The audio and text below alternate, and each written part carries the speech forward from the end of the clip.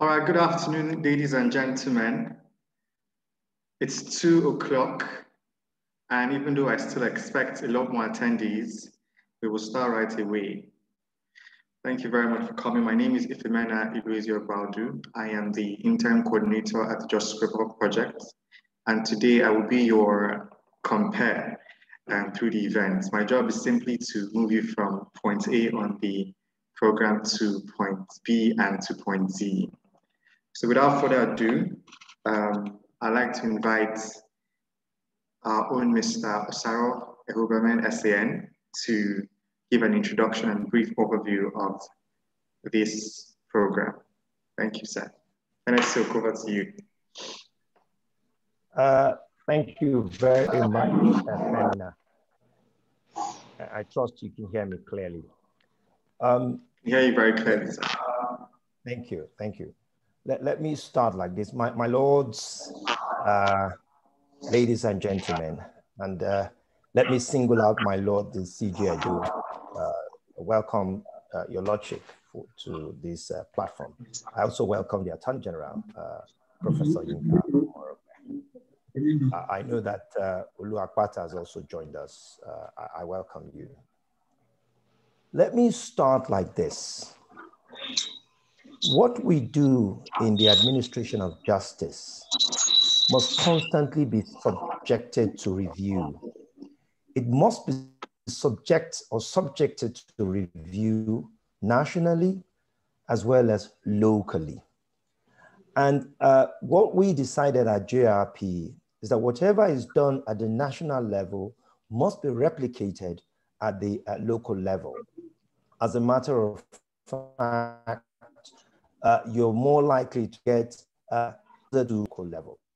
And I'm quite happy that our current president, Akpata, is driving that policy that everything must begin from the bottom up rather than up to the bottom. There are 3 points that I'd like to make about JRP, the Justice Reform Project. The first point is that the Justice Reform Project comprises of a number of lawyers and non-lawyers who are concerned with the administration of justice.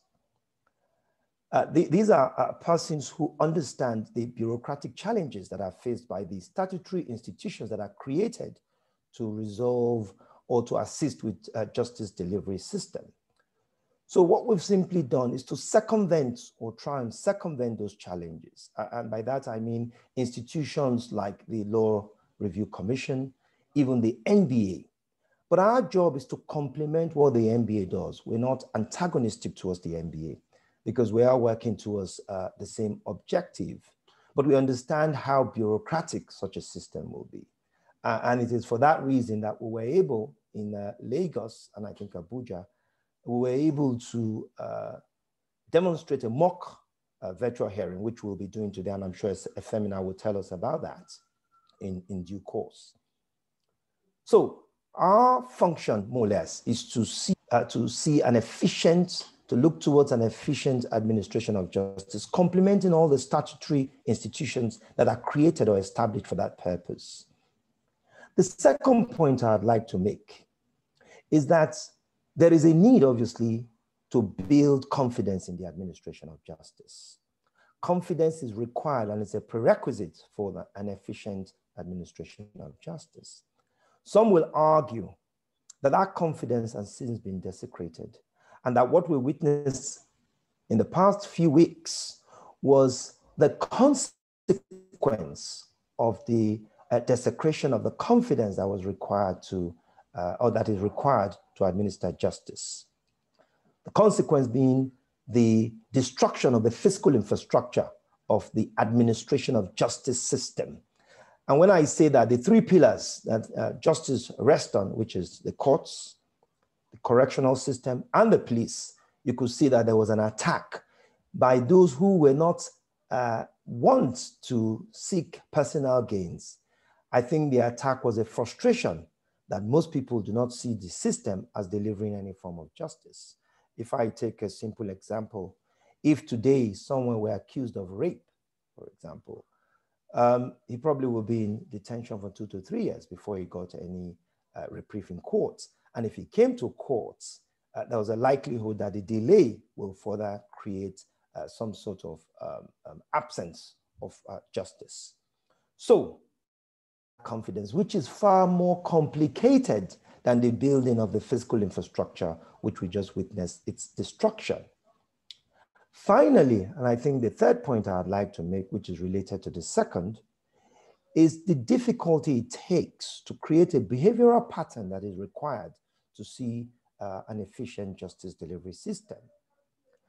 We have attempted at Justice JRP, Justice Reform Project, to develop some model law, model civil law that we're taking around the 6 political zones to persuade the Attorney Generals and the Chief Justice to adopt that model law. That model law comprises of 3 main objectives. One is the adoption of technology.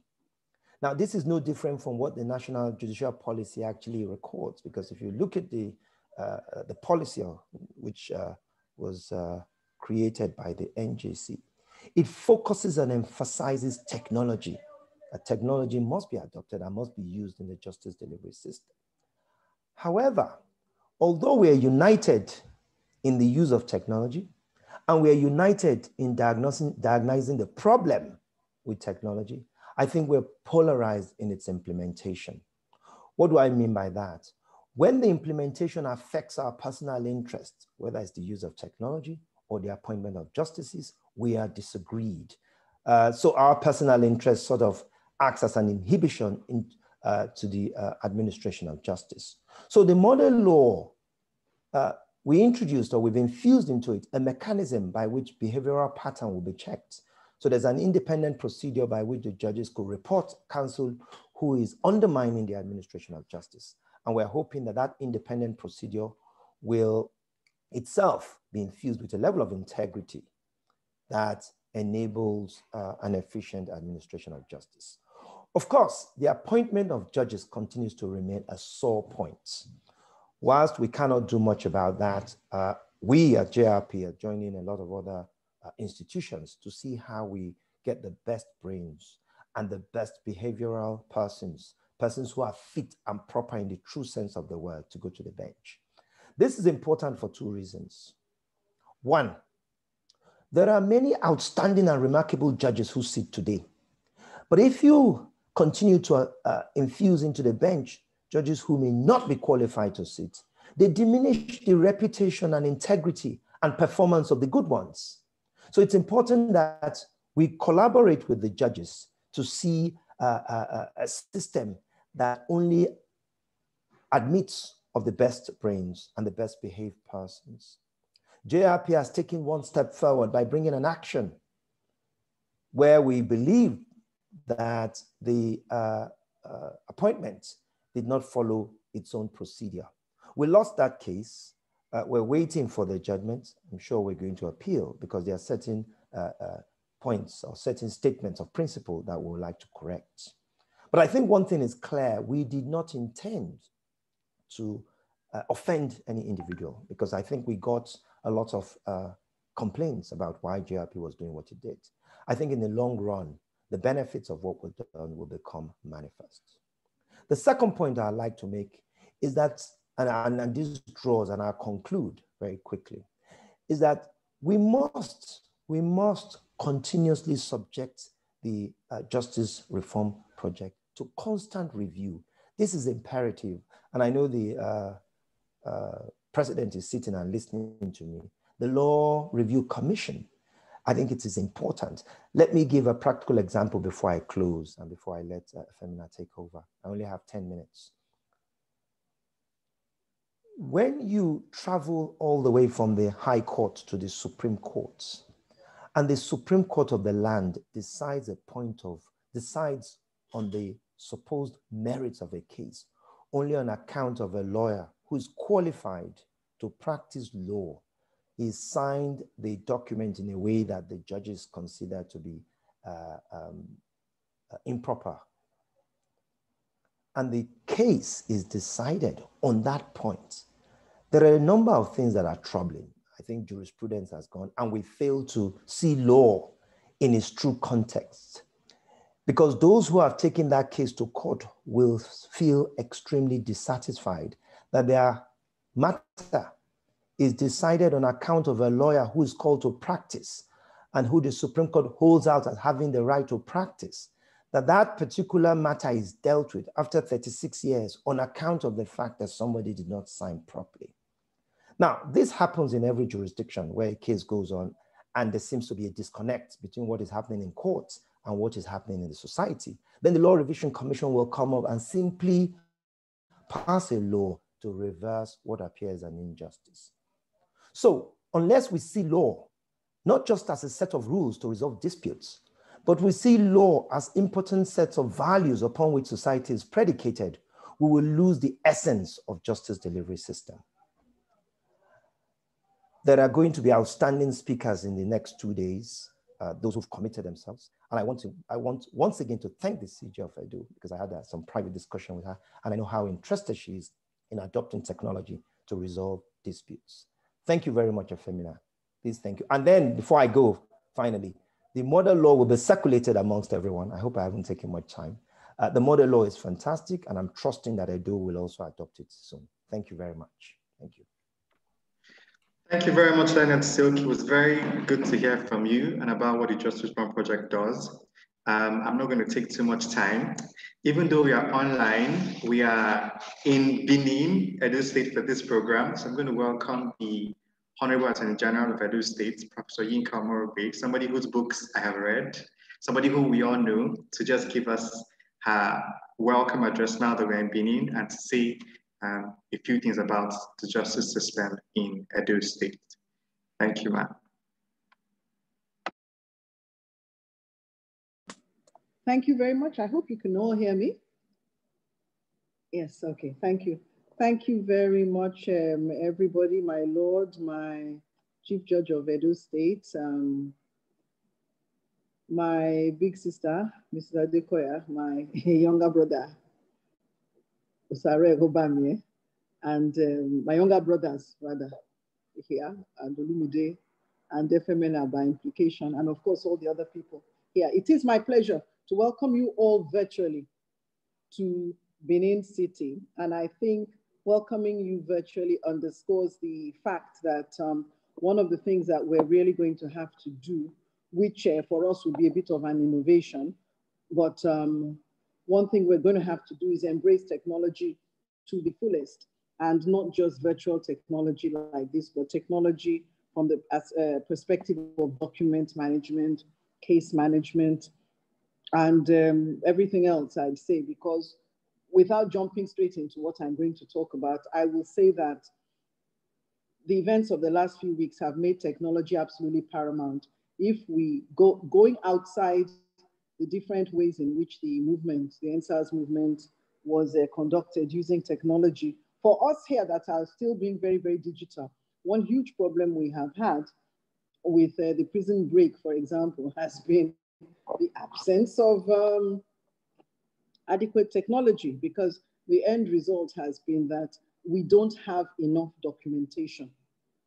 And so that has been a big headache. But like I say, that is jumping inside. I will start again, reverse back, start at what I would say is the very beginning. I will thank the Justice Reform Project, because I think what they're doing is very, very timely and very, very important. And I think that the discussion that we're having now is one that is really very, very fundamental, where we're talking about justice delivery, corruption, and developments. And I would say that, you know, when I looked at this topic, I had to go back to the beginning. I've often had to think about what is justice. And in fact, when I first came in, I actually wanted to just have a meeting with the State Council and different stakeholders to talk about what justice was, because I think that is important. What I have found is that in many instances, when you talk about justice, even to lawyers, they just put criminal before it, and they're thinking about criminal justice. And if you go a little bit further, they put retribution there, and they're thinking very much about retributive justice and about crime and punishment. And again, if you go and you're looking at the law, you see that yes, they'll probably think that way, because when people are talking about what is the law, very many people will go to, well, law is a command backed by a sovereign. And within that, there is the idea of retributive justice.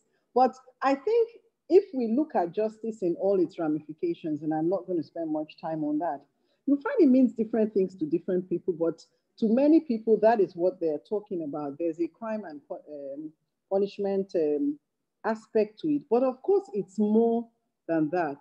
And I am one who sees justice as a harmonious whole, without going into the details again.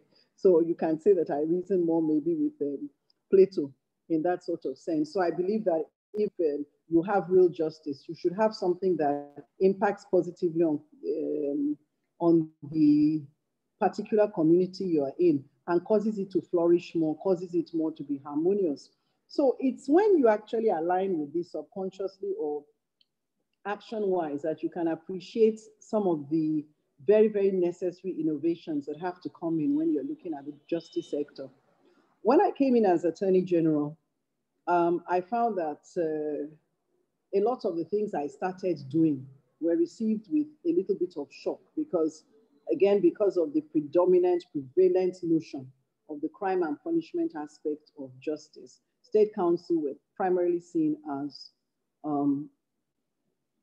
prosecutors, primarily prosecutors or lawyers for the state. There are these things, there are definitely these two things, but there are a lot more than that, a lot more than that. And a lot of initiatives that bring meaningful justice to the people, initiatives that have to do with alternative dispute resolution, alternatives, not alternatives, activities, such as activities on prison decongestion, on citizens' rights, ensuring that the most disadvantaged, disenfranchised people can actually come somewhere and have their rights, issues relating to the violation of their rights dealt with, issues relating to gender violence and rape.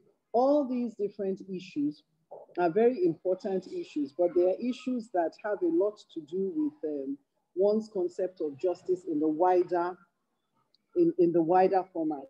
But I'm happy to say that a lot has been done in the state. We have been greatly aided by the governor that we have. And I'm happy to say that we are always ready to embrace initiatives.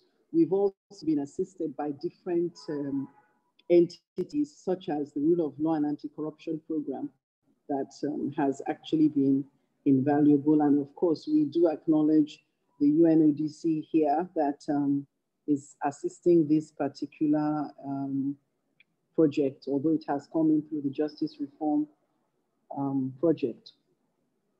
I think that the profession has to take a very, very long, hard look at itself. We need to look at ourselves very, very hard, very, very critically, and very, very truthfully.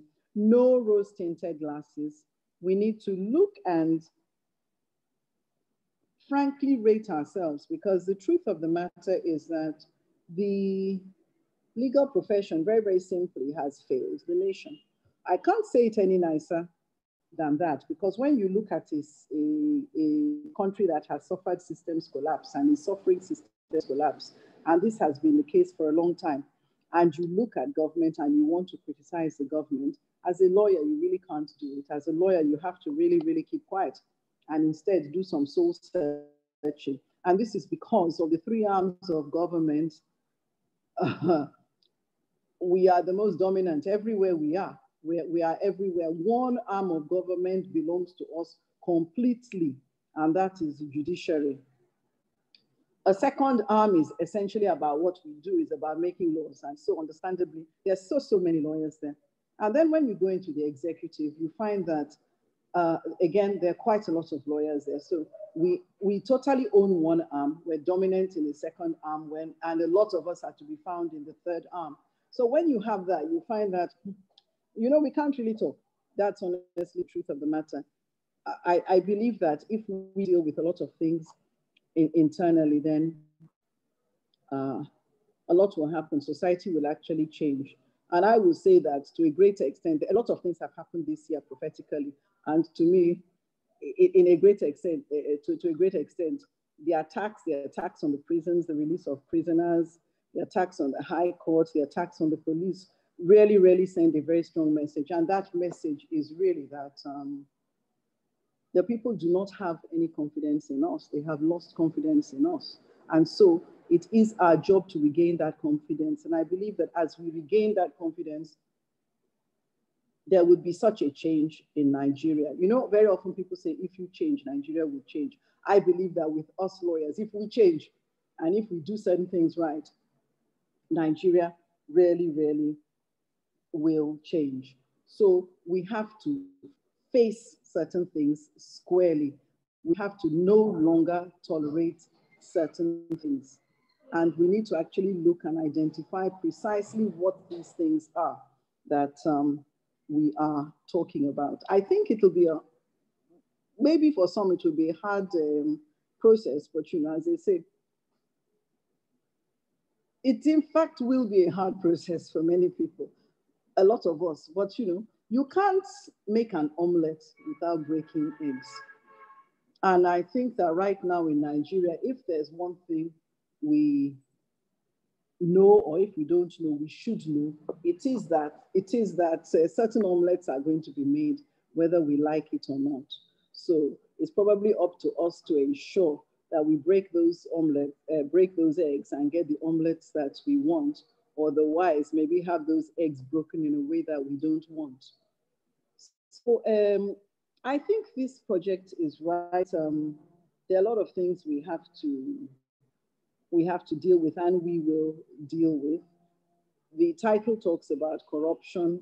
Again, that's something that spans the length and breadth, not just of this country anyway, but of so many other countries. But these are things that we really have to deal with. And at the end of the day, when we're talking about development as well, again, that's like a big issue. But like I say, they're all really interconnected. What we do want is a better Nigeria. What we do want is definitely a better profession, a profession that we can be proud of.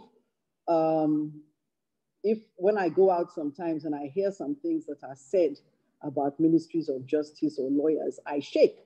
And a lot of these things are said in passing as a matter of fact, not as abuse, but as a matter of fact, basically places where judgments are bought and sold and all sorts of things happen.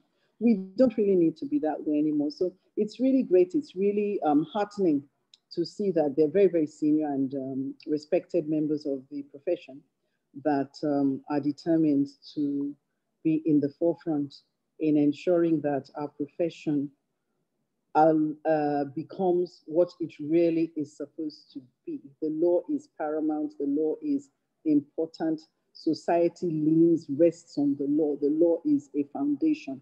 Very important in every sense of the word. And so I'm really delighted to have such eminent people concentrating on Edo State, so to speak, at this point in time. And I trust that we will move forward. You've come in the last few days of this administration. And so if you had shifted this by 1 week, I wouldn't be able to talk. So I'm glad that I made it into this program. So well done, and thank you very much. Thank you, Honourable Attorney General. It's good to have you and to hear from you. On behalf of the JRP, we would like to congratulate you for an end to your tenure, and we wish you the best in the future. Thank you. All right, so without wasting too much time, I have next on the program Mr. Olumide Akpata, the President of the Nigerian Bar Association, to speak to us on the bar's perspective on justice administration. Welcome, Mr. Olumide Akpata. Thank you, Efemina. Thank you very much, my Lord Chief Judge of Edo State, my big sister, the Attorney General of Edo State, Professor Omorogbe, Senior Advocate Osaro Eghobamien. I am unable to tell who else we have online, let me say all other protocols duly observed. I'm firstly, Efemena, can you confirm that my audio is clear enough for all? Yes, we can hear you. I can hear you. Thank you very much. I must thank you, I must thank JRP for this invitation to this webinar, and for the opportunity to give the perspective from the bar regarding citizen-centered justice reforms and corruption in the judiciary, to give our own perspective from the bar. I'm grateful for this opportunity.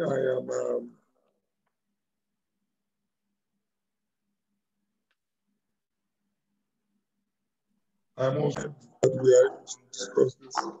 This is very important at this point. Let me apologize for joining in a bit late. As I mentioned to Eghobamien, I'm on the road at the moment, traveling in Delta State to attend the funeral of Dr. Akpata, who was a quintessential barman himself, and it was important that I be here myself. So you'll bear with me if I cannot stay for too long, but I have a few points that I would like to make with regard to the subject at hand. First and foremost, as many of you would know, I have not been a court-going attorney for a while, but I've remained in practice in a law firm that is active in litigation, and by virtue of my position in that firm, I remain quite familiar with the workings of this institution and the workings of the system of justice delivery, or the workings of the system of administration of justice. And also, more recently, in the course of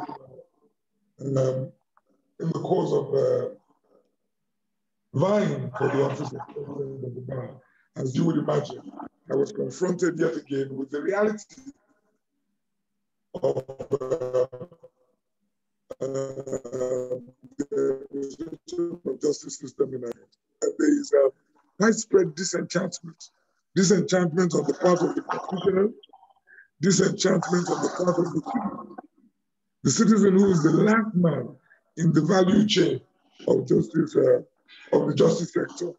There is disenchantment with the current state of justice administration in the country.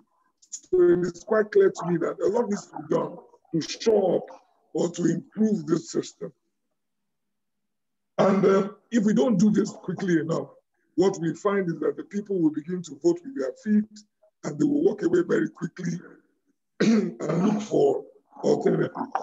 We already see that as well as most citizens are already looking for, most citizens already look to the police in some cases, and other unconventional means for resolving ordinarily civil disputes. So for me, it is important that we look at this, because the system will simply collapse when the people have no faith in it any longer. And you need the people, participants in the process, as a prop.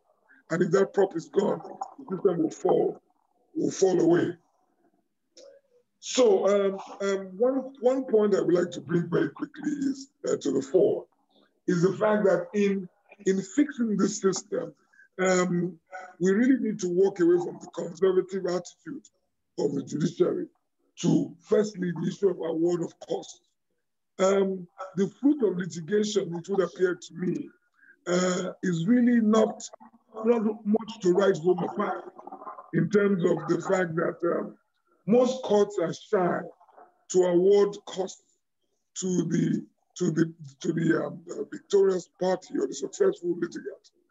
And so you leave the plaintiff, in most cases, with a Pyrrhic victory, giving the rate of the value of our naira today. So I think it's important for starters to put on the table that our courts need to have a bit more, they need to be more commercially sensitive, not from the point of view of the matters in front of them that they are dealing with, but also from the point of view of the system of award of cost. Cost for those who bring in frivolous litigation, cost in favor of those who come to the court and are successful. With regard to criminal actions, I think I would like to quickly point out that one major issue that we have on the side of the administration of the criminal justice system is the police.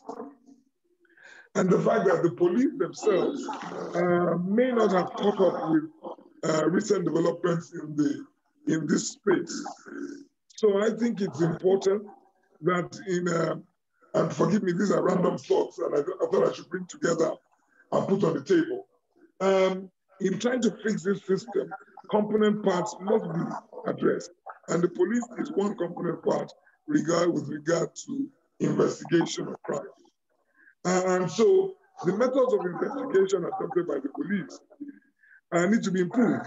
And where necessary, forensic examination will need to be forensic examination of exhibits will need to be emphasized so as to be able to secure convictions, since we know that the courts can only do very little with evidence that is tainted or weak. Also, with the advent of the ACJA, it's important that the police begin to improve on the methods of recording witness statements. And also with the ACJA and the police,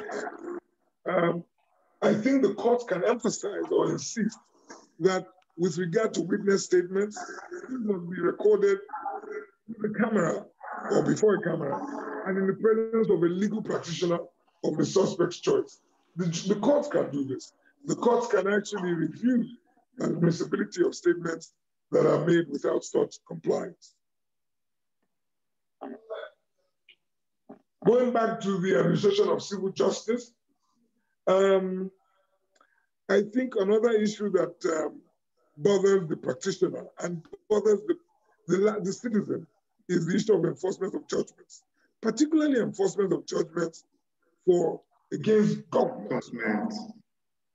Right? And for that, in that regard, enforcement of judgment against government, I think it's disheartening. It's a bit of a puzzle to me that Section 84 of our Sheriffs and Civil Processes Act it still exists. It must be dismantled if citizens are to be able to obtain judgments against government institutions. Otherwise, without having to seek the Attorney General's consent, otherwise, the citizens will lose faith in the system and they will continue to resort to other forms of self-help and other unconventional methods in dealing with their disputes. In general, those who superintend these processes, the judges, the practitioners, we must exhibit a more liberal approach to the issue of justice. Somebody asked before me in this webinar, what exactly is justice? And what I know is that the view of the citizen with regard to justice is one that does not involve or that is devoid of technicalities. Because this by itself is a form of judicial corruption. Bringing technicalities so when we begin to, we put form over substance in the way we deal with the administration of justice in this jurisdiction. And election-related matters come to mind, and cases involving politically exposed persons. So I think it's important that we pay attention to these issues while we contemplate a reform of the system, because dealing with brick and mortar issues, dealing with issues of the use of technology too, yes, but there are other issues. There are other issues that I brought up that I think we must also deal with in tandem or pari passu. Indeed, the appointment of judicial officers and how this practice can be more transparent is also a critical issue. We can use technology for this. We can use methods that will ensure that only the best get to positions or get to the bench.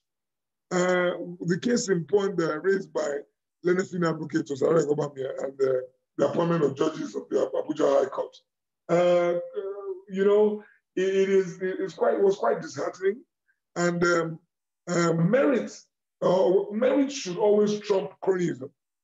Merit and competence must always trump cronyism, and our judiciary will continue to be operating below standard and below par if we do not pay attention to these issues or to these requirements.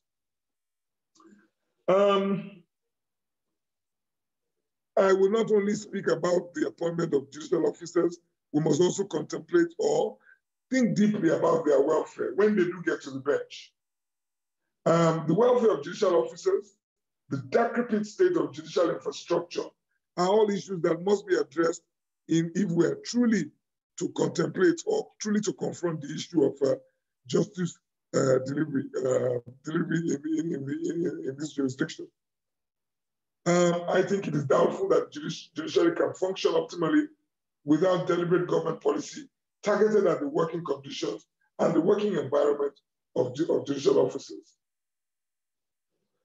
Well, these are a few random thoughts that I thought I should put on the table very quickly. But before I conclude, I think it is important that we also talk about technology.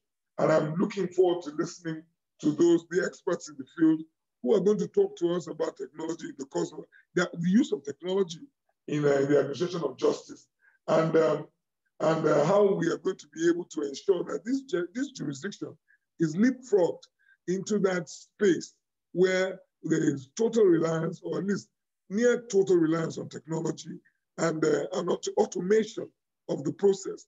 I'm glad to see that my Lord Justice Zana is part of this conversation. And I commend the very, very great work he and his team have been doing in this regard at the Supreme Court. Technology is important, and we must make sure that technology is not just important. Actually, technology is our reality today. And if we do not embrace technology in the administration of justice system, we will be very, very quickly we will become very irrelevant as a judicial system. I don't know if I have created the impression of doom and gloom. I must say that that is not the intention. Despite the concerns that exist with regard to the current state of judicial justice administration, many Nigerians still look to the judiciary and believe in it as the last bastion of hope for the common man, and that they can deliver justice to all manner of persons. And I would like to confirm and reiterate that the MBA that I currently have the privilege of leading is ready to partner with the JRP, and indeed with all with the other partners, other well-meaning organizations like the UNODC, to ensure that the reformative agenda of the justice sector in Nigeria is fully enthroned, is put in place. And we would like to do this. We'll be actively involved in this, particularly through the instrumentality of our section of legal practice, which has always been involved in this regard.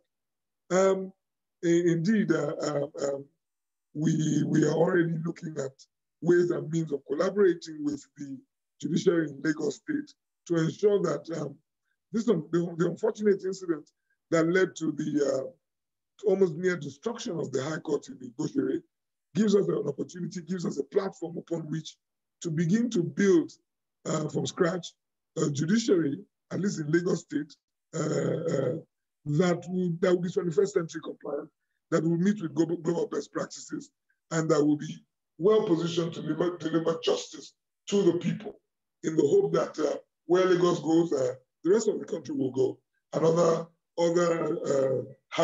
state judiciaries will follow suit.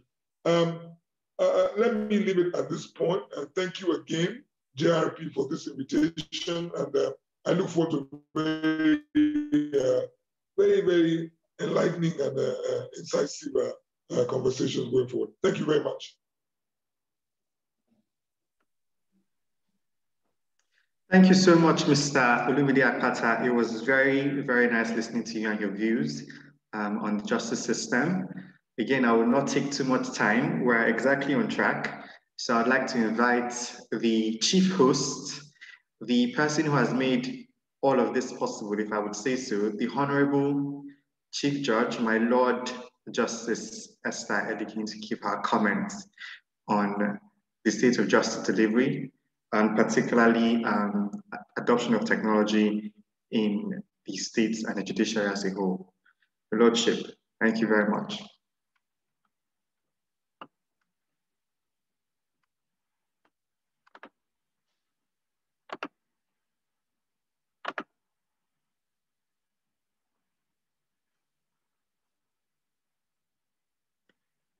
No, we cannot hear you, my Lord.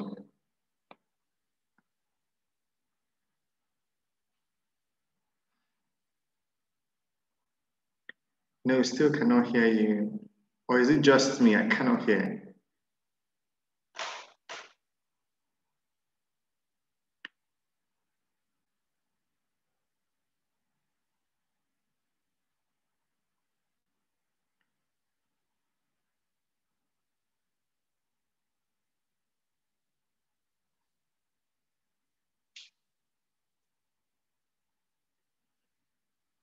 I still cannot hear. I'm so sorry. This is...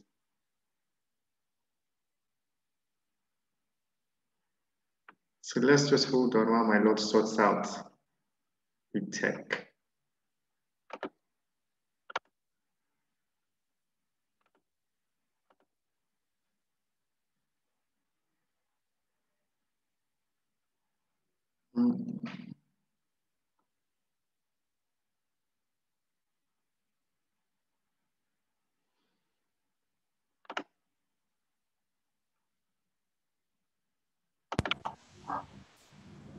Can you hear me now?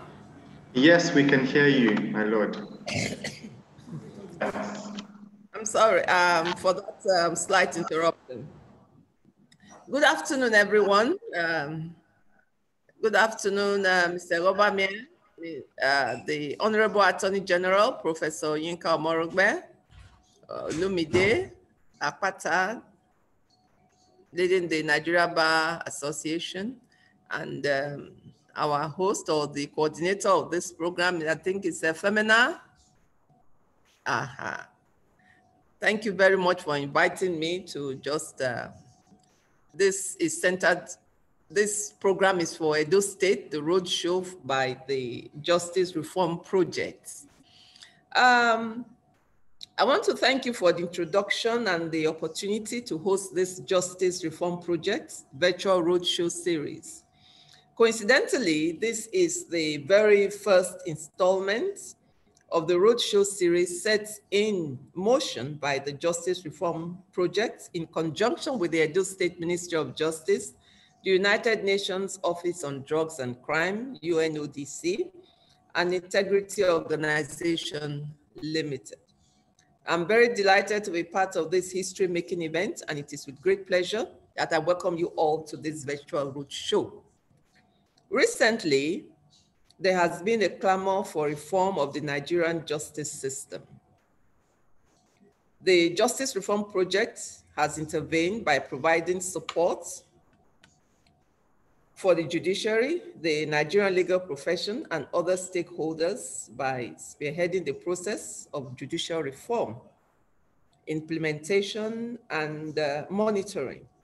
The intervention of the Justice Reform Project is a move in the right direction, which could not have come at a more auspicious time.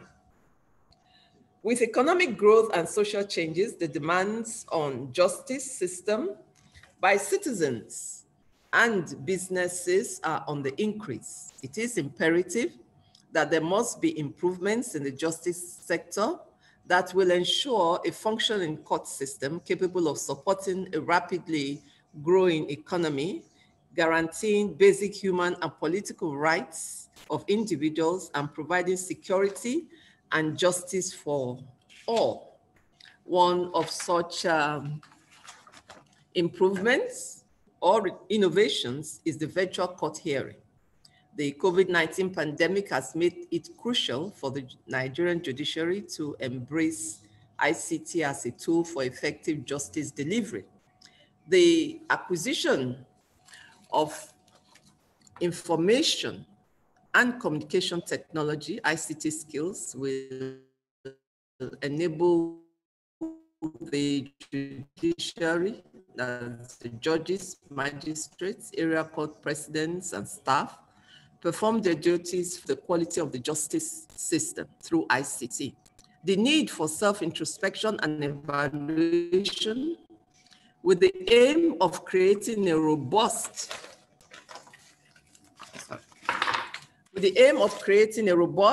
systemic reform of the Nigerian judicial and the legal profession cannot be overemphasized. There is no doubt that justice sector reform will prove to be an effective mechanism for planning and coordinating justice services, resulting in improved delivery. It is hoped that through the vision, mission, and intervention of the Justice Reform Project, a lot of challenges plaguing the Nigerian justice sector will be addressed and confidence in the justice sector will be enhanced. I therefore call on all stakeholders within the justice system to join hands and reposition the justice sector for the benefit of all. And if I may add, I listened to the Attorney General's speech and Mr. Eghobamien's speech, and that's of Mr. Olumide Akpata. And I want to say that indeed, that the justice sector in this country has been on the decline, and it needs to be revamped and resuscitated as soon as possible. But it's not going to be an easy thing because like Prof, as Professor Yinka said, there are three arms of government. And the three arms of government, we have boundaries. More often than not, we have the executive's interference. We have lawyers everywhere in the three arms of government. The lawyers who are supposed to be advising the politicians in the executive, unfortunately to me, are the ones that are contributing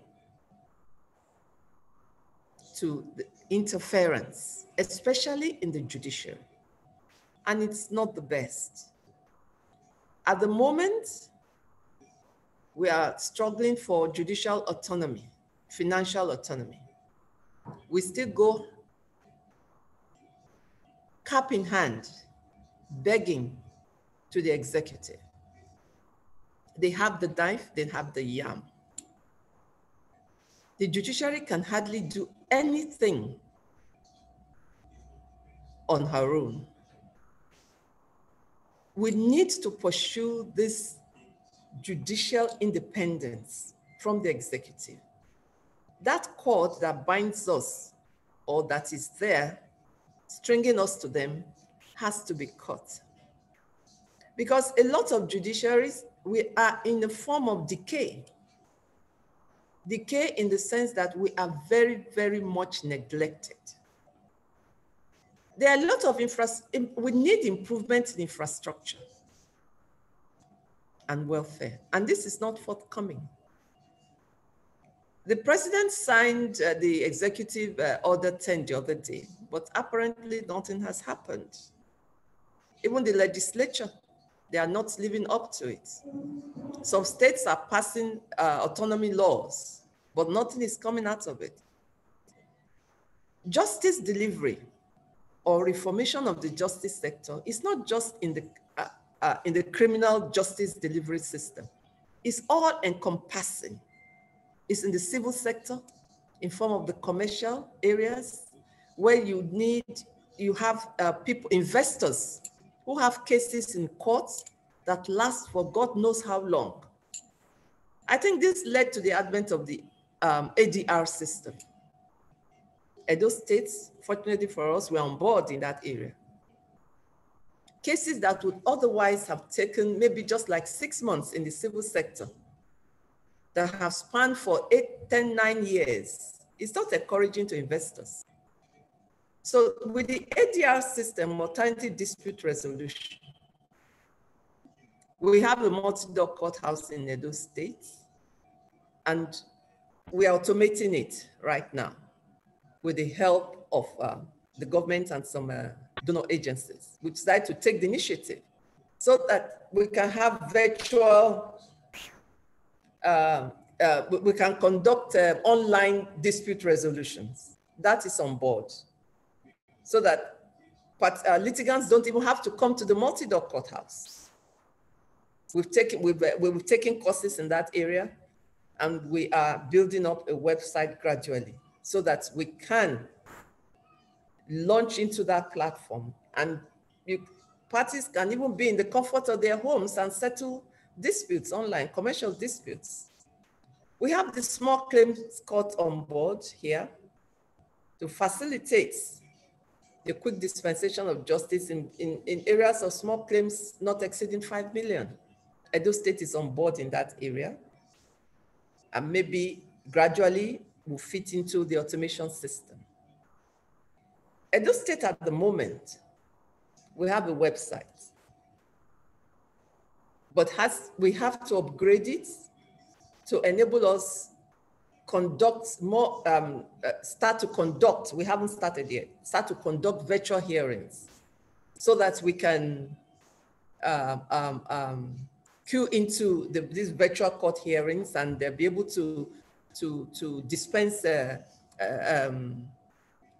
dispense with justice faster than it used to be.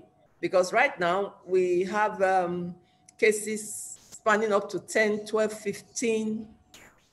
And I don't want to use the word disgracefully. Unfortunately, even up to like 18 years in court.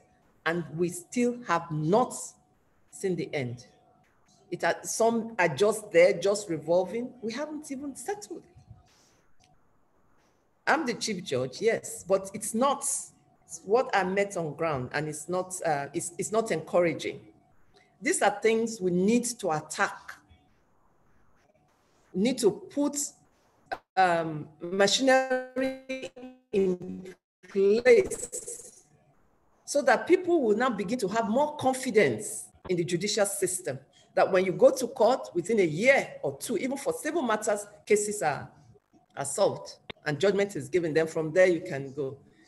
And another thing there is because this is a virtual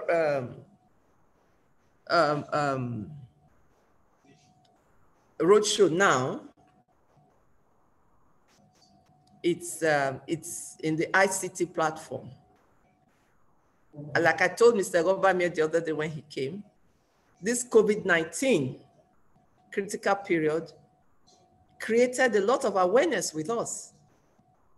I had to go and start getting myself educated, you know, and to be able to queue into the system. I didn't want to be left behind. And so the other judges too have done that. And I'm glad to say that some of us, we have a lot of us now that are proficient in ICT, but it's just that we don't have the infrastructure on ground. Well, Mr. Eghobamien told me the other day that we really don't, that by Zoom, we could get we could proceed with hearing motions and things that lawyers don't even have to come to court for. Well, that is good. We need our rules are provided for it, and so we can leverage on that and begin to, at least we'll start from somewhere. We can begin to rebuild the confidence in the judiciary and in Edo State. So it's I'm going to queue on that. I'm going to start getting the judges. We're going to start practicing it, and gradually, and I hope that eventually we'll get there, because the awareness is already there. COVID-19 has brought it right on our doorstep, and we have seen the advantage, you know. So the issue now is, what about the lawyers? A lot of them are not ICT proficient. And I'm sorry to say that some don't even want to learn. And they tell you, they say, oh, internet, this, that. They give you a lot of reasons why they cannot queue into the system. But I think with time, sensitization, just like it was difficult for us to get them on board for the ADR, they are beginning to see the benefit now. So I'm sure with time, sensitization, and orientation, maybe change of mindsets, is going to be a lot of work, but I think they're eventually, maybe when they see the advantage too, they will queue into the system. So I want to thank you once again for bringing this roadshow to Edo State. And I'm sure we'll improve as off the ground.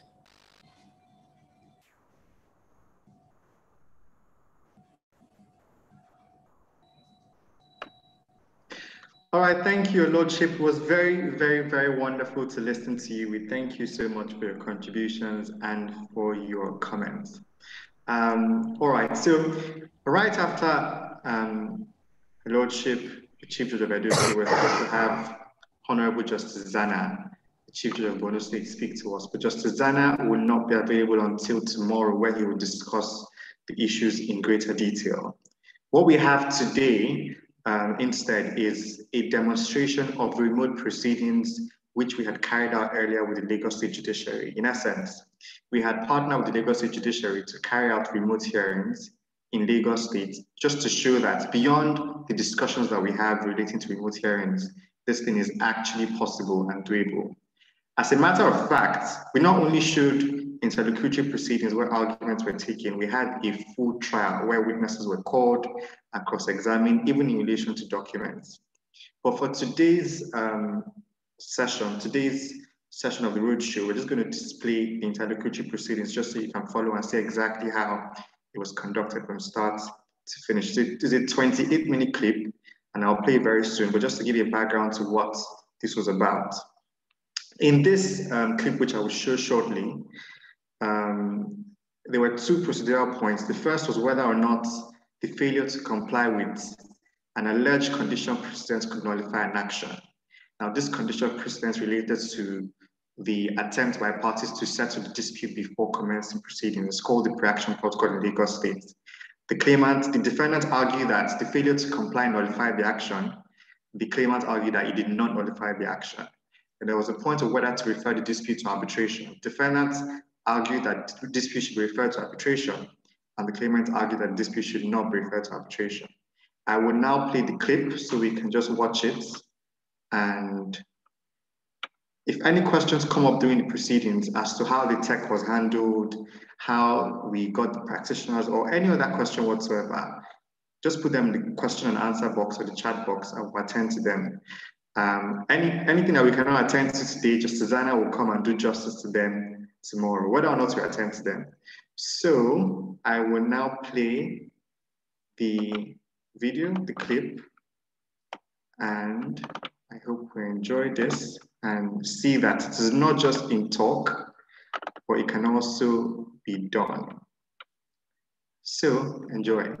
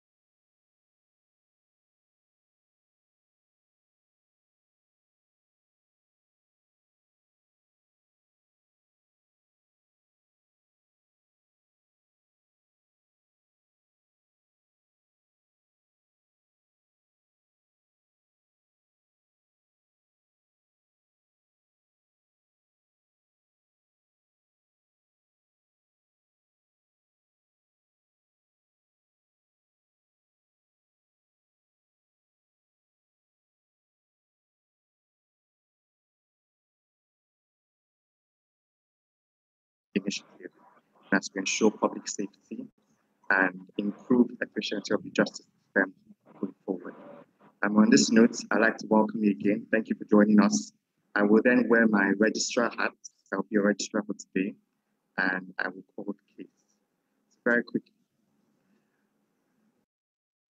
Suit number LD RH001-2020. Rasputech Nigeria Limited versus HESPA Nigeria Limited. The lordship parties are absent.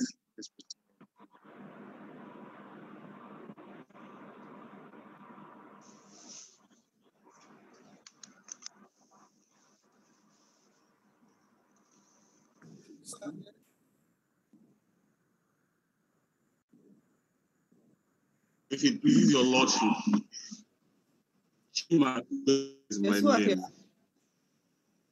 Chima Umezurike is my name, and I appear for the claimant respondent. And appearing with me are my learned friends. Hello, Mr. Chima, can you do me the favor of spelling your surname, please? Just your surname. It's spelled U-M-E-Z-U-R-U-I-K-E.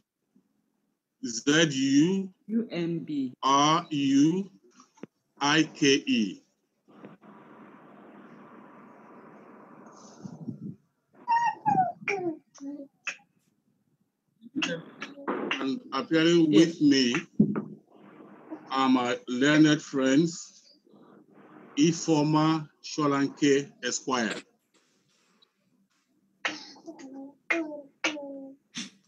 Oluyemi Adebo Esquire,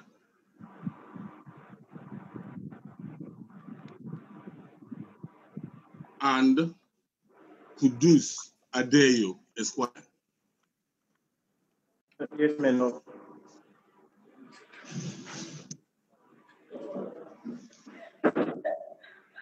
Very well. Thank you. Thank you. Yes, who appears for the... Please, your lordship. I, Ademola Akinrele, appears for the defendant applicant, and appearing with me are my learned senior advocate, Mr. Sheni Adio, Mr. Nonso Anyansi, and Mr. Michael Wosu. Hello, Leonard Still, can you spell the surname of the last person you are? That's N-W-O-S-U, Wosu. Very well, thank you.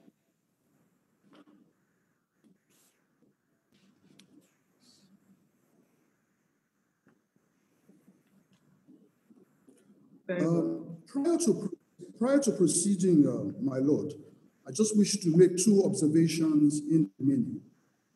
The first is whether we can have your indulgence to allow us to sit down during the hearing of these proceedings. And the second is because, having regard to the nature of the application and the briefs, I believe that the reply and the main application overlap and run into each other. So I may effectively amalgamate my arguments as I proceed, which may obviate the necessity for actually arguing a reply.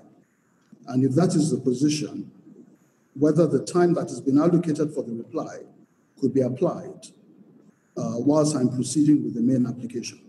So I really trying to avoid having to reply, having regard to the very narrow issues, which I think I will deal with comprehensively on my side and might be more time efficient. And I hope I do not even necessarily have to use the 10 minutes and the 5 minutes there, but if I have to go beyond the 10 minutes, because the reply would be effectively amalgamated in the course of my argument, I would ask for the indulgence of your lordship to permit me accordingly. Those are my two requests. Very well. Mr. Umezurike. You agree to sit during the proceedings? That's fine with the court, if that is okay with you. I'm very grateful, my lord. I'm very grateful. Yeah. So we'll sit, it's a case management conference, we'll sit during the proceedings.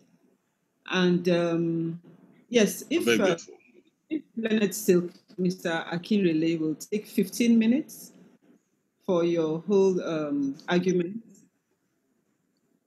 Is that fine with you? Then you wouldn't need to reply? Or you want 20 It is, my lord. I just require 10 minutes to respond to him. Very well. So, Leonard Silk. To promote public safety, security. Will you be taking 15 or 20 minutes? Well, I would take more than 15 minutes. You say I'm hoping I can take 15 and 5 in one go. But if I don't exhaust the 15 minutes, and of course I may have, if there's anything substantial said in reply, I'll have something to say, in which case it may not be more than 1 or 2 minutes. But I'm hoping I can condense my arguments within 10 minutes. So just to give me the liberty, just in case. Okay, so we'll take it this way. You'll take 10 minutes and then another 3 minutes if you find it necessary, after your learned friend has taken his own. Very well. Very well. We'll start now. Yes, the application, which is already, just for the sake of good order, you have an application dated the 30th of April, 2020. You also have written addresses dated the same day by the applicant, and a reply brief dated the 11th of May, 2020. The motion is clearly brought under Order 5 of the High Court Civil Procedure Rules and 43, and also Section 4 and 5 of the Arbitration and Conciliation Act. And we're seeking for 2 prayers. One is to have the action struck out on jurisdictional grounds. And the basis of that jurisdictional ground is that they have not complied with the conditions precedent to the action. The second ground, of course, is to have the matter stayed pending reference to arbitration, which is an alternative ground. And I use the word advisedly because I will make a point on that when I get to the second point. With regard to the first point, I think we're all agreed that conditions precedent to the exercise of the court's jurisdiction must always be complied with. The difference between the parties is a narrow issue of whether they have complied with the pre-action protocol. It is our contention that this court should look at it from the philosophy which is contained in the preamble to the pre-action protocol, Section 3, that says that it is important that parties in pre-trial correspondence must understand the case of each party, because that is vital to having value to the settlement. If you can achieve it, that will prevent the courts being clogged.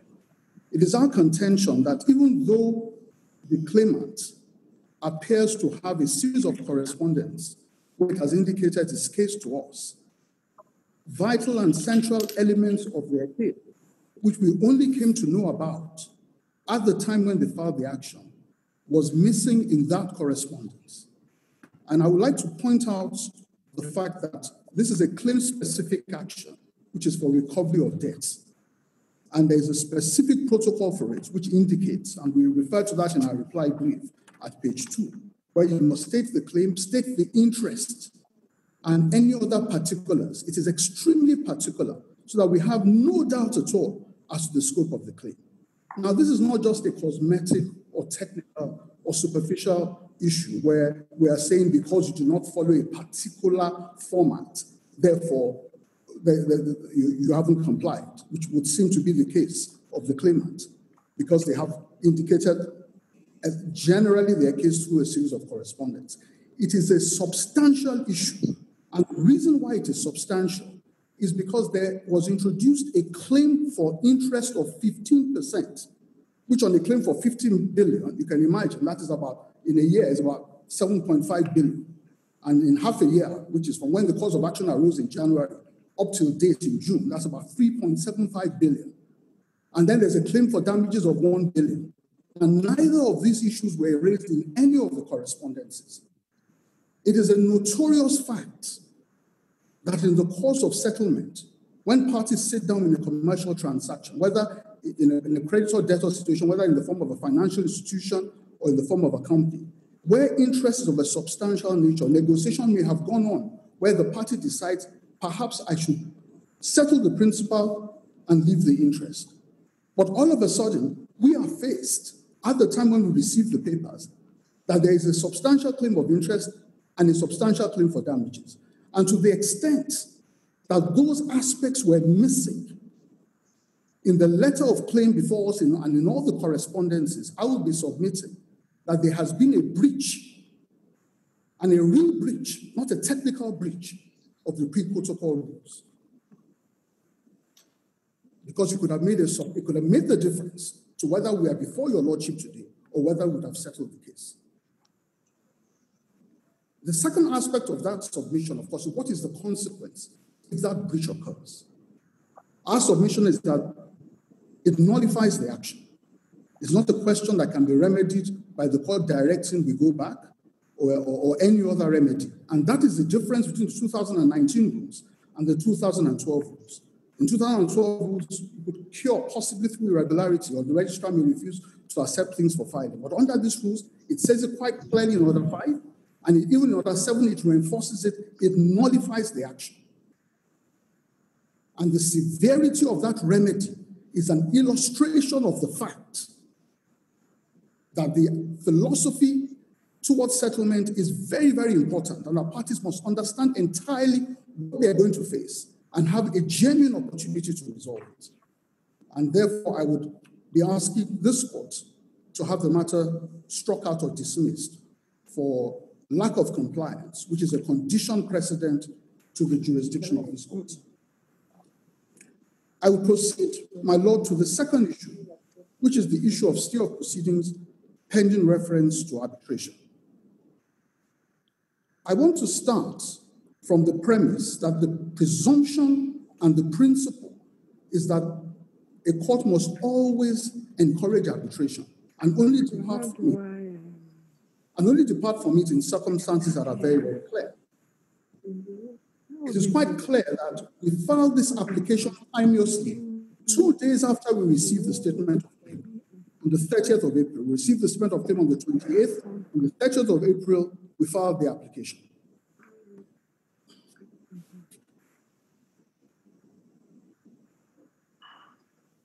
We averred in the application that we are ready to proceed to arbitration. The issue between the parties, the very narrow issue, is that we filed a defense. And under the section 5, I'm sorry. Just a minute. Yes. You alluded to your statement of defense. Yeah, yes, I alluded to the fact that we particular paragraph.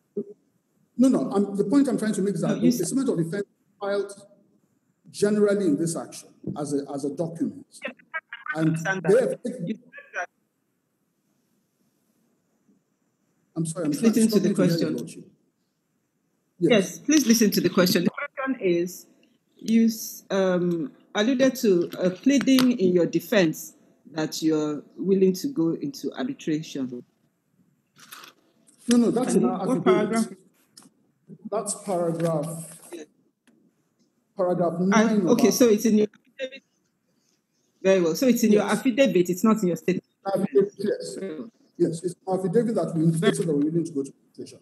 The point I'm trying to make about the statement of defense is because their answer to our application is that we filed a defense and that under Section 5 of the Arbitration Act, we have taken a step. And that's a narrow issue for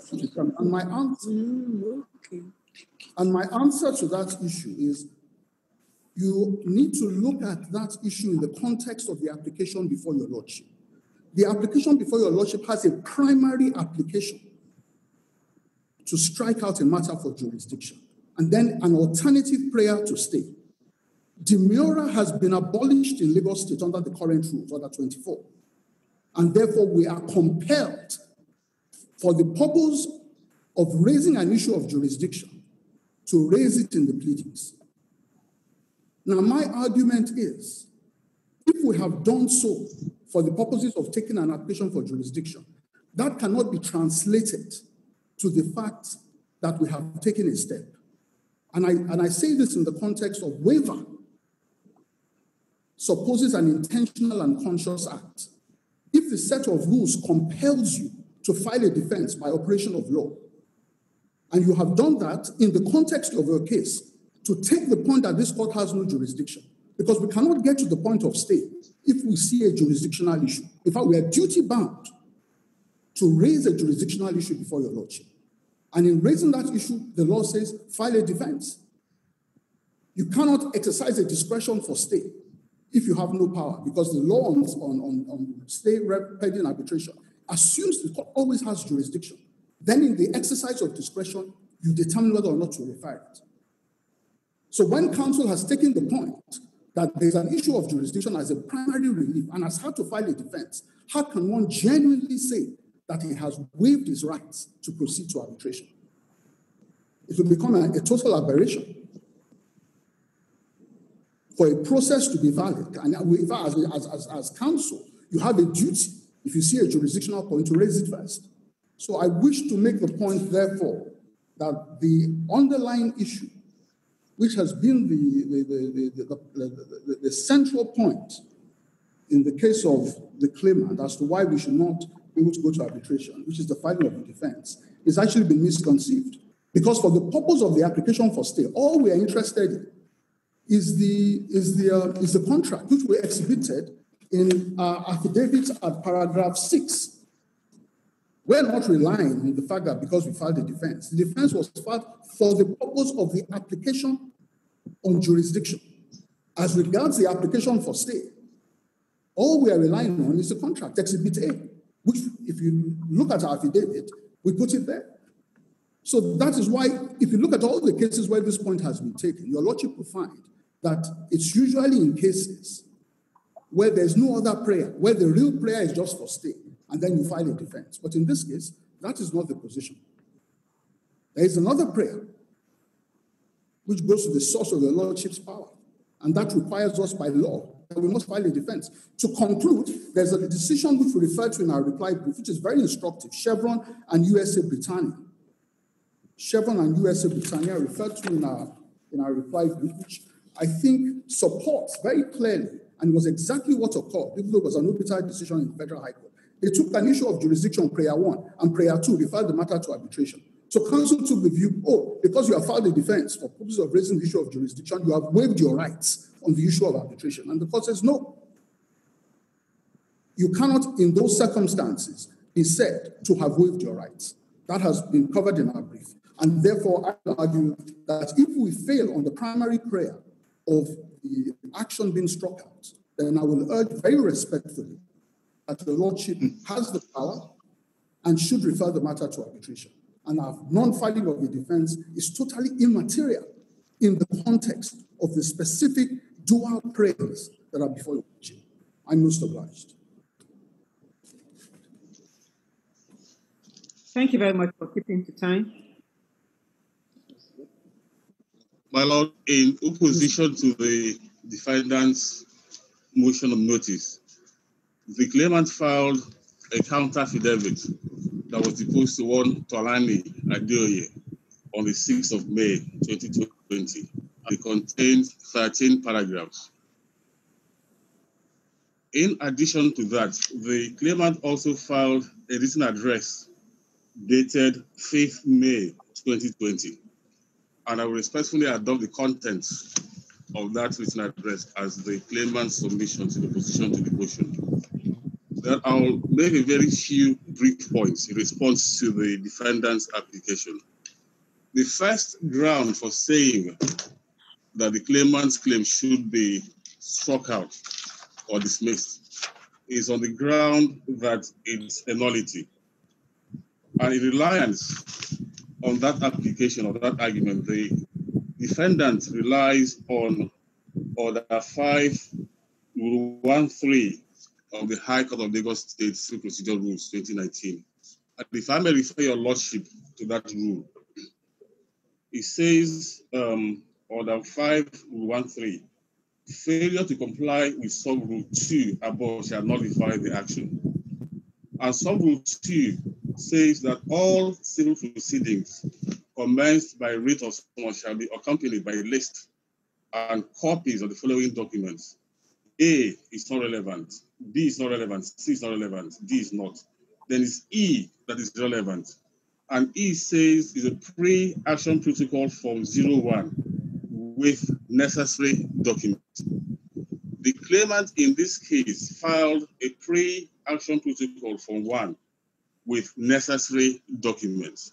And unless the defendant can point out a particular necessary document that was not attached to the Form 1, then his argument on this point fails completely.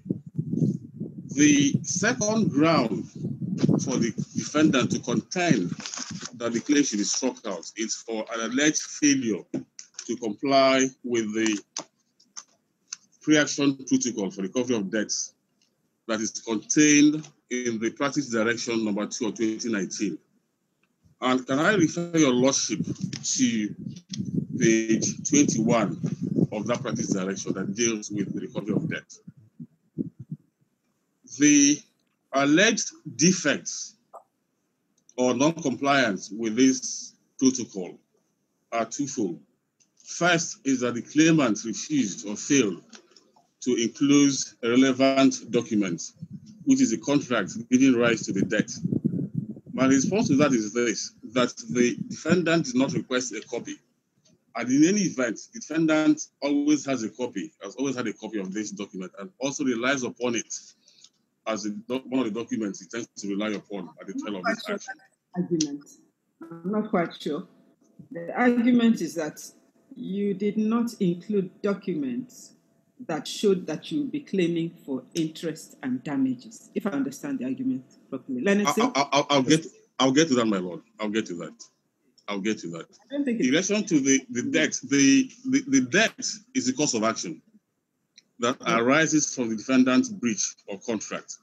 Then the damages that are being claimed by the claimant are ancillary to that breach. And in my submission, should not be contained in the pre-action protocol, because for the recovery of debts, and damages is quite different from the debt. The debt is the $50 billion naira that arises from the contract between the parties. And if I may refer your lordship to page 22 of the practice direction, where it says that the creditor should also do one of the following. It's paragraph 1.2, then Roman figure 3. It says, where no statements have been provided for the debt, state in the letter of claim the amount of interest incurred and any administrative or other charges imposed since the debt was incurred. The claimant does not claim interest prior to the action being commenced, and therefore was not required to include interest. The interest he claims is from the commencement of proceedings, not pre-action. Then secondly, since the claimant is not claiming any administrative or other charges, is therefore not required to include that in the letter of claim. And in any event, my lord, the sanction for not complying with the pre-action protocol is not that the claim should be struck out. Can I refer your lordship to the relevant part of the practice direction number 2 of 2019? It's on page 3 and page 7, paragraph 1, that says that where a party has not complied with the provisions of this protocol, then on the next page it says the following sanctions will apply. A is that the originating processes with supporting documents shall be accepted for filing at the registry. B, C, D, and E do not apply. In this case, since the registry accepted the claimant's originating process and supporting documents is deemed to have been complied with, and therefore it cannot be struck out. Then in relation to the argument or the submission that this claim should be stayed pending arbitration, the defendant in its written address then relies on the UNCITRAL model law 2005 revision, which gives the court a discretion to state proceedings even when the defendant has delivered a defense. And in my submission, that treaty has no force of law in Nigeria, The appropriate law is Section 5(1) of the Immigration and Conciliation Act, which makes it very clear that once a defendant has filed a defense, it cannot then apply for a stay or proceedings. If the defendant is contending that the court does not have jurisdiction to entertain the claim, what he should do will be to enter an appearance first, which will be conditional, and then apply by motion on notice to have the case struck out on the ground that the court does not have jurisdiction to entertain the claim.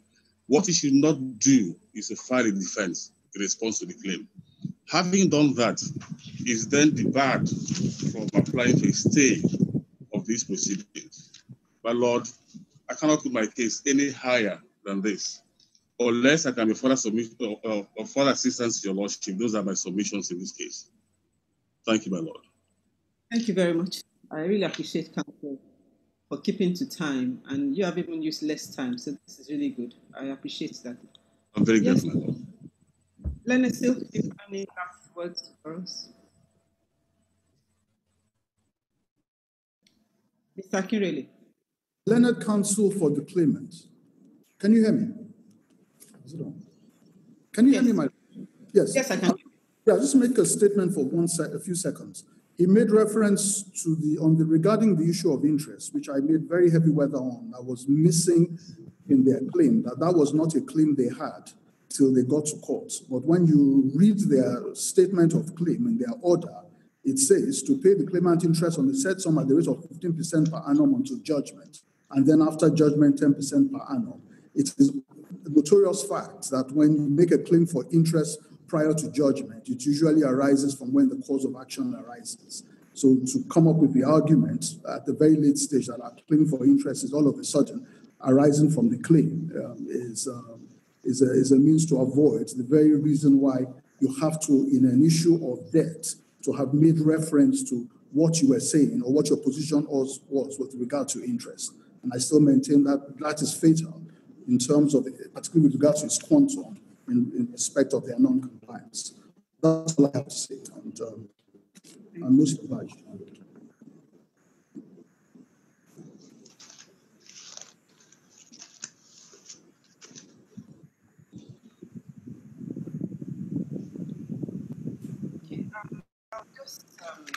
I've read all the processes and I'm able to deliver my ruling, but I need a few minutes to consider more of what the addresses have, the issues that have arisen from your oral address. So the court will go on recess and reconvene in the next 10 minutes. It should take us to 5 minutes to 11. Is that understood? Can you all hear me? Learning Yes, Council, Yes, my Lord. I can hear you, my Lord. As the call pleases. So we convene at 5 minutes to 11. All right, call pleases. Court rise. 5 minutes to 11.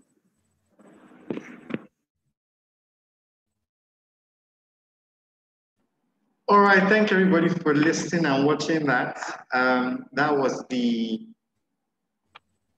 hearing of an interlocutory application. You can catch the ruling and the trial, which follow thereafter on YouTube. But that's what we're going to stop for now. It's just for us to have a basis to discuss. So I would just like to see if the panelists have anything to say. As to that, Mr. Eghobamien.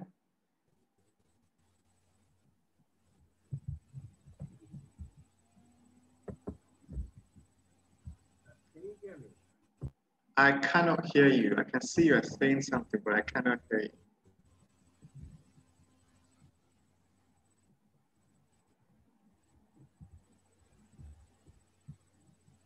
Okay, I can see Mr. Belu's hand up. We'll get to you, but I want the panelists to speak first.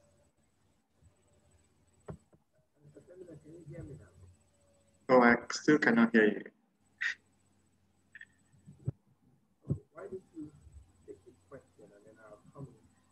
No, still cannot hear you. This is the downside of virtual. But we'll get it right. Okay, I still cannot hear you.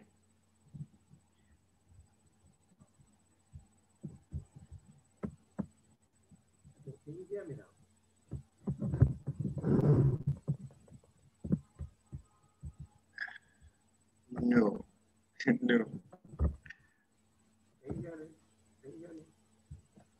No, I still cannot hear you. All right. Okay, so we'll come back. Would any of our other panelists like to make any comments or anything they observed from the proceedings? Before we go to, I saw Mr. Bedo's hand up. That's one of the panel attendees.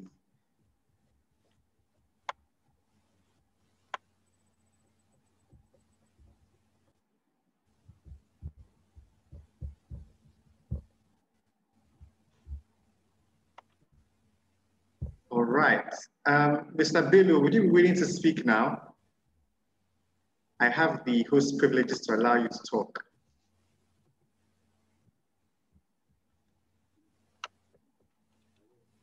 Oh, it has gone offline. Interesting. Okay. So I will just say my comments before Mr. Eghobamien comes back.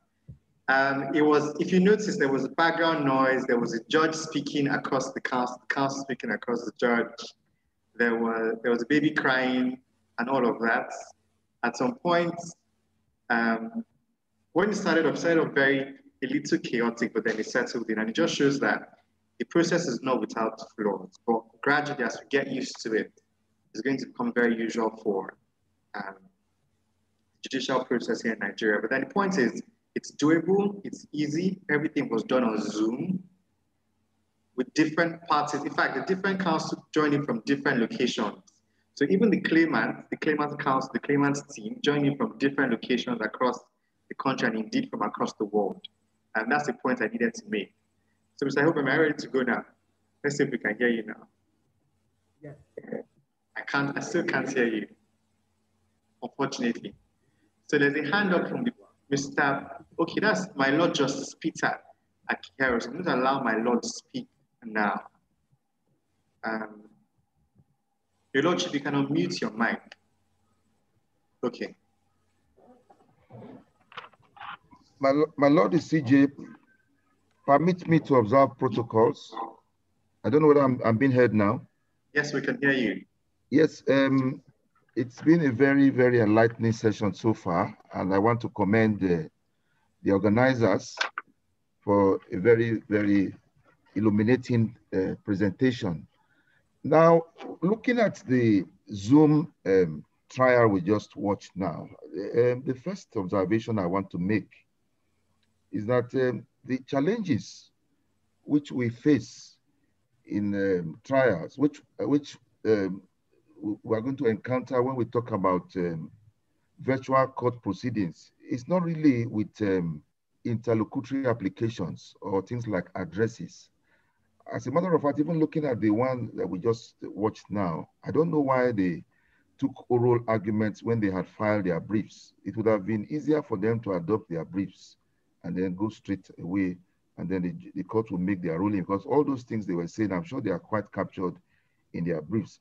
The challenge actually is in the area of leading evidence, where you have to examine witnesses, cross-examine witnesses, and then tender documents or real evidence.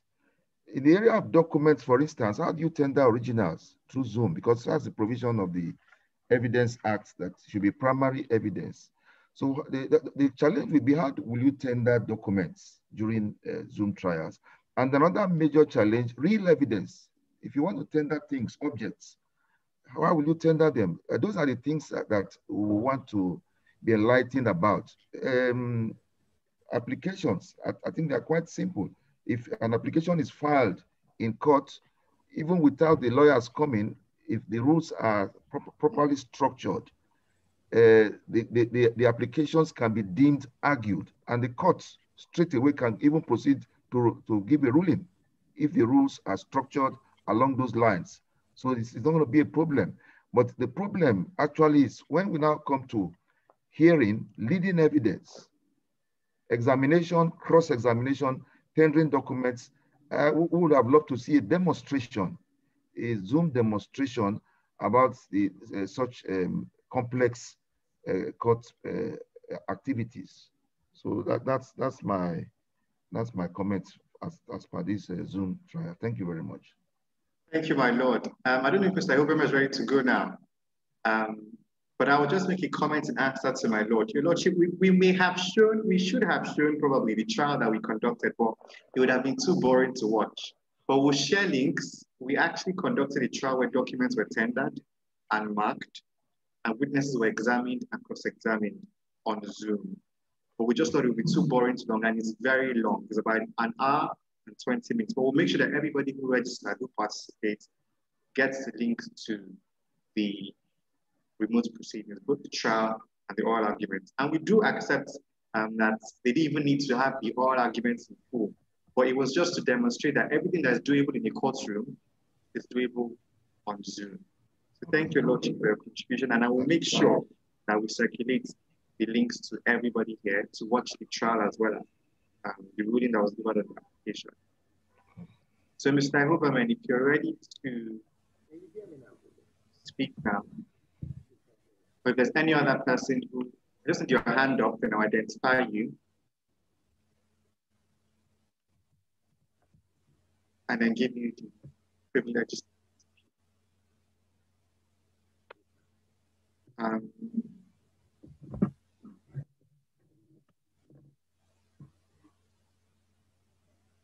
Okay. There was the hand up now, but I can't see the hand anymore.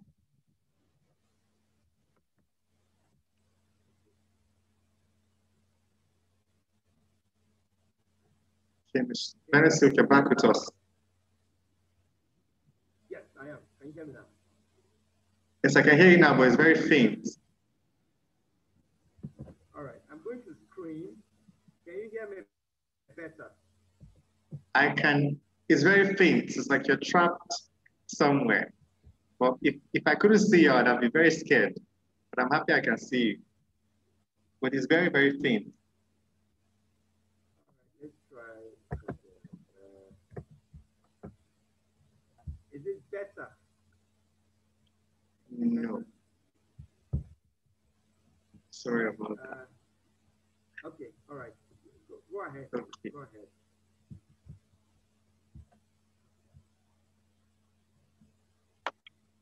So any other comments? The hands keep disappearing. They come up but then disappear. And I hope I'm not missing anybody. All right.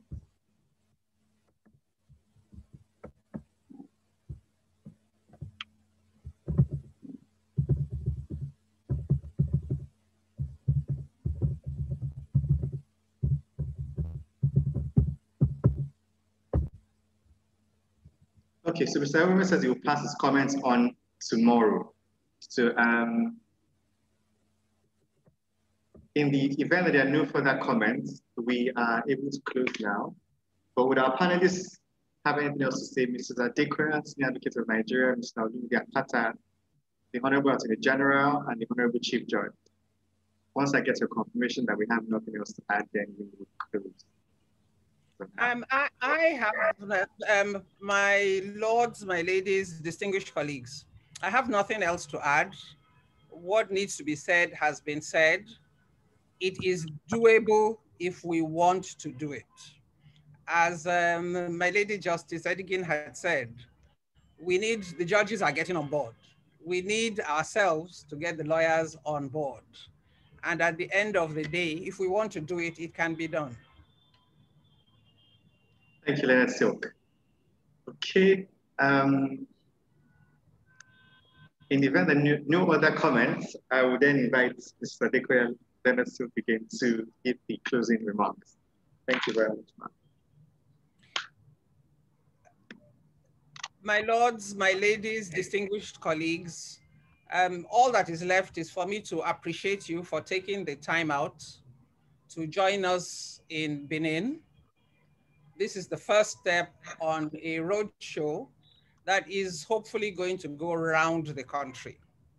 We really appreciate the Chief Judge for welcoming us with open arms, and also the Attorney General.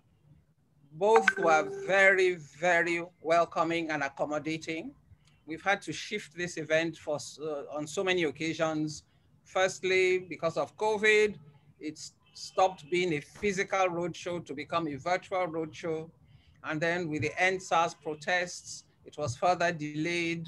The Edo State elections also intervened. So it's been a long while in the making. But today's turnout has been very encouraging for us. We will move on to the next zone, and we will take with us the learnings that we have had from the judiciary and from the Ministry of Justice in Edo State. And hopefully, by the time we finish this program tomorrow, we would have had a robust exchange of ideas as to the various aspects and sectors where we, as the Justice Reform Project, can support both the judiciary and the profession in reforming the justice sector in this country.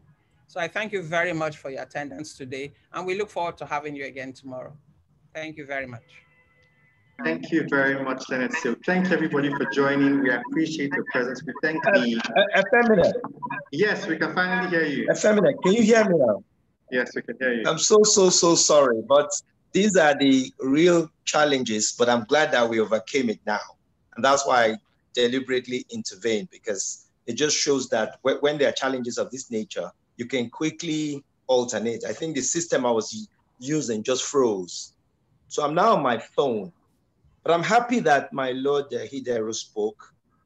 What I was going to say, and I know we're closing, was that oral advocacy plays a uniquely significant role in the English system and those modeled under it.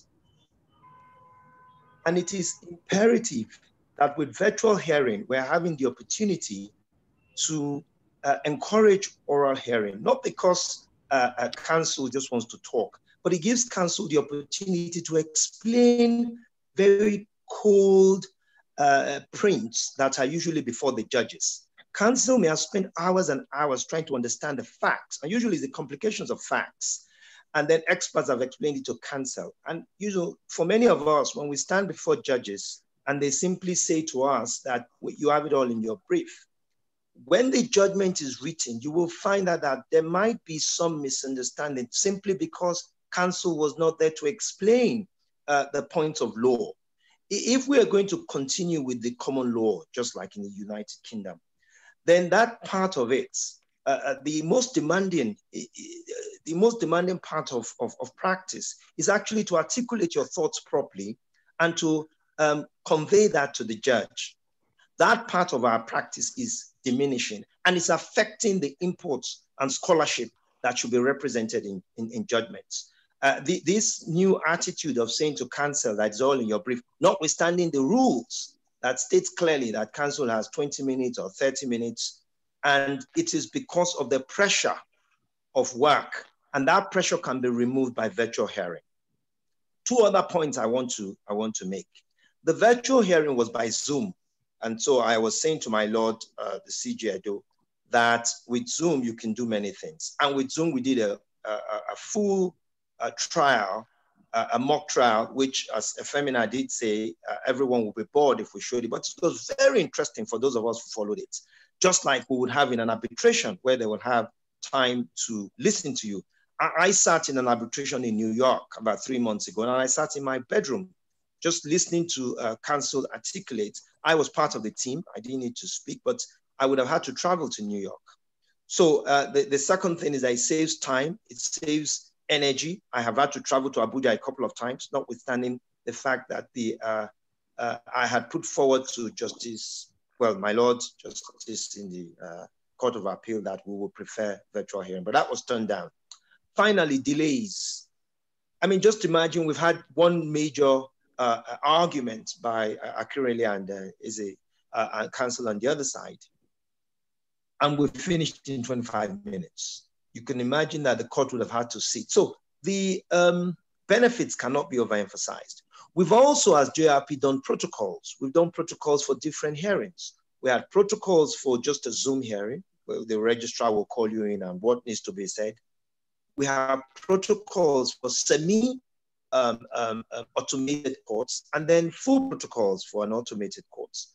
I think it is the apprehension and the fear of technology, because, you know, the Supreme Court and the Court of Appeal are both automated. You can actually live stream, but still it's not being used. So I would encourage CJ Edo, as she's done. She's already told me she's excited about it.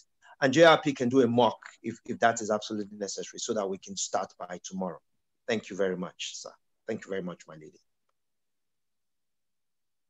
All right, thank you very much, Leonard Silk. We're happy to get your comments. And we're just about to close, but I'd like to thank the Honourable Chief Judge of Edo State, Justice Edigin, for hosting us, our Chief Host, and the Honourable Attorney General, Professor Yinka Omorogbe, President of the NBA, Mr. Olumide Akpata, the judges present, my Lord Justice present, Leonard Silks present, members of Justice Reform Project, members of general public, and very importantly, our partners, the UNODC and Integrity Organization Ltd by Guarantee. Thank you so much for the effort put in. We will leave now and return tomorrow at 2 p.m. Thank you for joining and have a lovely, lovely evening. Goodbye.